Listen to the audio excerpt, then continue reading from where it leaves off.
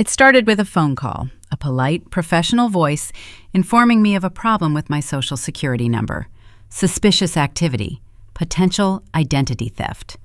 My heart, a frantic bird trapped in the cage of my ribs, began to beat a wild, panicked rhythm. The voice was calm, reassuring, laced with just the right amount of bureaucratic concern. They were from the Federal Protection Bureau, a name that sounded official, weighty. They had protocols. They could help. All I needed to do was verify my information to secure my assets. I was Emma Reed, 58, a librarian who found solace in the quiet order of books and the modest life I'd built after my husband's passing. My world was small, predictable. My cottage with its overgrown garden, my cat Mochi, my savings account that represented 30 years of careful budgeting, for a new roof, for a rainy day, for a future that felt increasingly fragile. I was not naive, or so I thought. I read the news. I knew about scams. But this was different. The caller knew things. The last 4 digits of my SSN, my old address. They had a case number. Their website, a convincing .gov lookalike I found in my panic-stricken Google search, listed a phone number that matched theirs. The fear they planted was a seed in fertile soil, the fear of losing the last vestiges of my security, the independence I clung to. The story evolved, as these things do. The identity theft was part of a larger money laundering scheme. My accounts were compromised. To protect my money, I needed to move it, to secure government holding accounts. They sent a courier, a clean-cut young man in a generic polo shirt, with paperwork. It looked real. Seals, signatures, watermarks. My hands shook as I signed. I authorized wire transfers. I emptied my savings, my modest investment portfolio. Then the kindly case agent, a man who called me Emma and asked about Mochi, suggested a bridge loan against my house to cover temporary fees and compliance bonds while the investigation was finalized. The return of all my funds, plus a small compensation for my trouble, was imminent, he promised. Just a few more days. I signed the papers for the loan with a high-interest private lender they connected me with. The money left my new, temporary account as swiftly as it arrived. And then, silence. The phone numbers disconnected. The websites vanished. The polite voices evaporated into the digital ether. The realization didn't come as a thunderclap, but as a slow, chilling tide, rising from my feet to my chest to my throat until I was drowning in it. I sat on the floor of my living room, the same floor where Tom and I had danced on New Year's Eve decades ago, and I understood. They were gone. All of it. Every penny of my $217,000 in savings. And now, the loan. The house. I had been meticulous, careful my whole life. I balanced my checkbook to the cent. I recycled. I returned library books on time. And in the space of 3 weeks, I had handed the harvest of my lifetime's caution to strangers with soothing voices. The shame was a physical weight, heavier than grief. It wasn't just the money. It was the annihilation of my self-image as a competent, sensible person. I felt old, stupid, and utterly, terminally alone. The descent was swift and brutal. The private lender had no patience. The letters, then the calls, then the official foreclosure notices. My friends, a small circle, tried to help. Sarah offered her spare room. But the shame was a barrier I couldn't cross. How could I look them in the eye? I had sold my car to pay one last mortgage payment in a futile gesture and used the remainder to rent a storage unit for the fragments of my life that wouldn't fit in a suitcase. Tom's letters, my mother's china, photo albums. The rest I sold online for pennies. I moved into the Sheltered Harbor Women's Shelter because it was all I could afford. It was a bleak, fluorescent-lit purgatory of bunk beds, shared bathrooms, and the constant, low-grade hum of despair. I shared a room with Mara, a woman in her 20s fleeing an addiction and an abusive partner, and Lynn, an elderly Chinese woman who spoke no English and clutched a plastic bag of belongings to her chest day and night.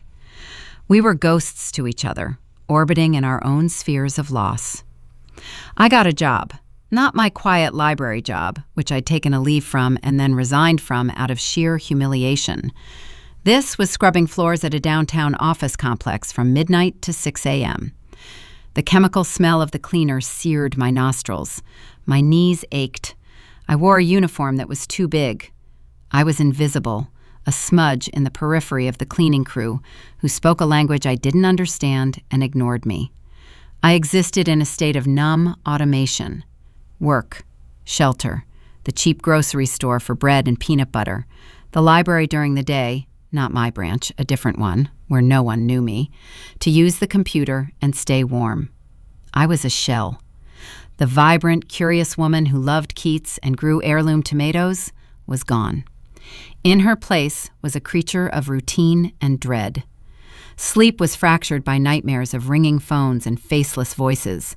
But deep within the frozen core of me, a tiny, stubborn ember refused to die. It wasn't hope. Hope felt too grand, too dangerous. It was something more primal, a sense of injustice so profound it had a taste, metallic and bitter, like blood in my mouth. They took everything. The thought became a mantra, not of despair, but of a slow-burning fuel. They took Tom's legacy. They took my garden. They took my peace. I would not let them take my last shred of agency. One afternoon at the library, instead of mindlessly browsing job listings I was too qualified or too broken to get, I typed a new phrase into the search bar: victim of financial fraud, legal aid. The path back was not a path at all. It was a treacherous climb up a sheer cliff face with crumbling handholds and howling winds. My first stop was the police. The detective, a weary man with kind eyes, took my statement. He nodded as I recounted the details. Advanced fee fraud. Pig butchering, maybe. They're often based overseas, he said, his tone flat with familiarity. We'll open a file, but Emma, you have to manage your expectations. The money is likely in cryptocurrency, funneled through shell accounts. The people who called you, the courier, they're low-level mules. The chances of recovery through law enforcement are slim. His kindness was worse than scorn. It confirmed my deepest fear. I was a statistic. The legal aid office was a chaotic room filled with the smell of stale coffee and anxiety. My case was assigned to a young, overworked attorney named Ben Carter. He had a stack of files on his desk that threatened to avalanche. He skimmed my police report. The wire transfers are the key, he said, tapping the paper. Once the money leaves your bank, it's gone. But the loan against your house, that might be something. He explained the concept of unjust enrichment and predatory lending in furtherance of fraud. The private lender, Quickhold Financial, might not have been in on the scam, but they had facilitated it. Their due diligence was non-existent. The loan documents were riddled with irregularities. We might be able to void the loan, Ben said, a flicker of energy in his tired eyes. It's a long shot. They have lawyers. They'll fight. And it costs money to fight them. I have no money, I said, my voice a dry leaf. Pro bono, he said, for now. If we see a chance, we'll go for it. But Emma, you need to understand, this will be a war of attrition. It could take years. Years. The word echoed in the hollow of me. I had nothing but time and the grinding minute-by-minute effort of survival. What do I need to do, I asked.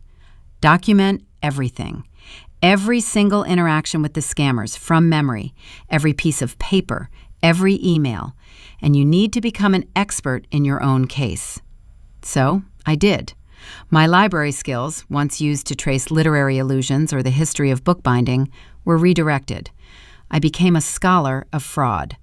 I read FTC guidelines, FBI bulletins, obscure financial regulations. I joined online support groups for scam victims, a heartbreaking diaspora of shattered lives. I learned the jargon: phishing, spoofing, money mules, crypto tumblers. My notebook filled with details: the fake case number, FBIR-1147, the courier's description, blue polo, logo of a non-existent delivery company, the exact phrasing of the threats. Your assets will be frozen and you may face arrest for complicity. I also documented my new life. I kept a log of my cleaning shifts, my meager earnings, my shelter curfews.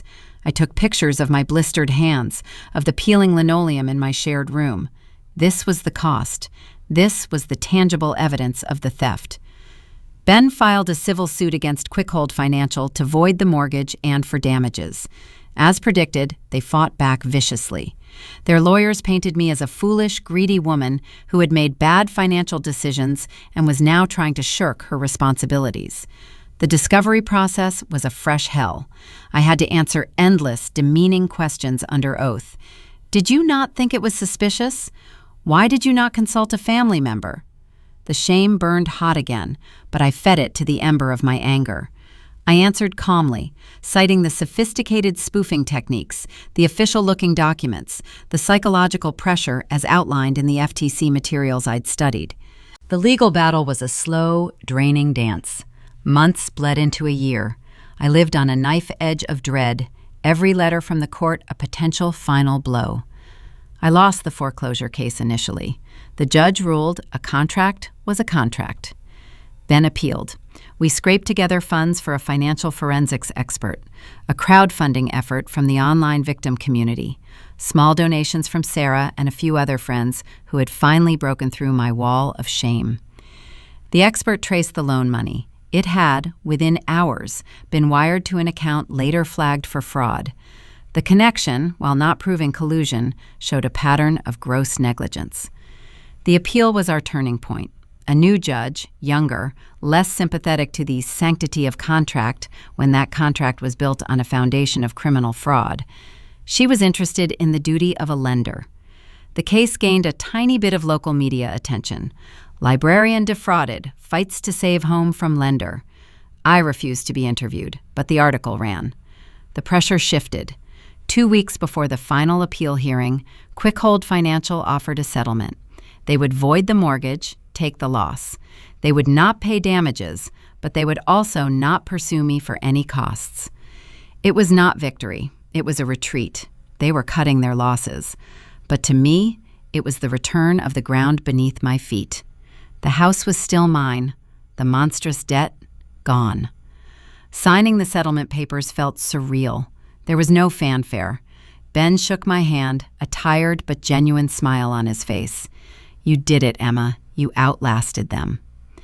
I walked out of the courthouse into the pale autumn sun. I had no money. I still had my midnight cleaning job. I was still a resident of Sheltered Harbor. But I had my name back on the deed to a quiet, empty cottage. It was a shell, but it was my shell. Returning to the house for the first time was like walking into a museum of a past life. It was cold, musty, empty, save for the echoes. The garden was a jungle of weeds. Mochi was with Sarah, fat and happy. I would bring him home soon. I stood in the middle of the living room, the same floor, and this time I did not sink down. I stood. The fight wasn't over. The money I'd wired to the scammers was gone, likely forever. The IRS came after me for the income from the canceled loan debt, a cruel twist I had to fight with another mountain of paperwork. My credit was destroyed. I was starting at less than zero. But I had a base camp. I used my newfound hard-won expertise. I started a blog, anonymously at first, detailing my experience, the legal process, the psychological toll. It connected me to others. I became a resource, a wary, cautious, but fiercely determined advocate. I testified at a state Senate hearing on strengthening consumer protections against predatory lenders. My voice didn't shake. I got my old job back at the library part-time. The director, a gentleman who had always liked my work, simply said, "We missed you, Emma." The familiar smell of books and dust was a balm. I didn't tell my colleagues the details, but the rumor had spread. They treated me not with pity, but with a quiet, respectful distance that I appreciated. Slowly, brick by psychic brick, I began to rebuild. I didn't just want to reclaim my old life. That life was gone, its innocence shattered. I had to build something new, something that acknowledged the crack in the foundation. I planted a new garden, but with hardy, resilient plants. I painted the walls a different color. I turned the second bedroom into a study, a command center for my advocacy work. The fear never entirely leaves. Every unknown number on my phone sends a jolt of adrenaline. I will never be carefree again. But I am not helpless. The woman who was dismantled has been reassembled piece by piece with the seams showing. She is stronger at the broken places, not despite them, but because of them. The ember of injustice, carefully tended, had become a small, steady flame, not of rage, but of resolve. The scammers took my savings, my trust, my peace of mind. They took a year of my life and ground it into dust. But in the brutal, grinding process of fighting back, of surviving the shelter and the courtrooms and the shame, I found something I didn't know I had lost: my voice and my will. They are now my most guarded possessions. I sit now in my reclaimed garden, a year after the settlement. The evening is quiet. A bee hums in the lavender. The scars are there, inside and out. But the house is mine. The silence is my own. And the story, though it began with a lie and a theft, ends with a truth I had to claw back with my own bleeding hands. I am still here. It started with a phone call, a voice, smooth as polished stone, slicing through the calm of a Tuesday afternoon. It ended here, in the quiet of my own garden, with the taste of real lavender on the breeze and the unshakable knowledge that the ground beneath me, finally, is my own.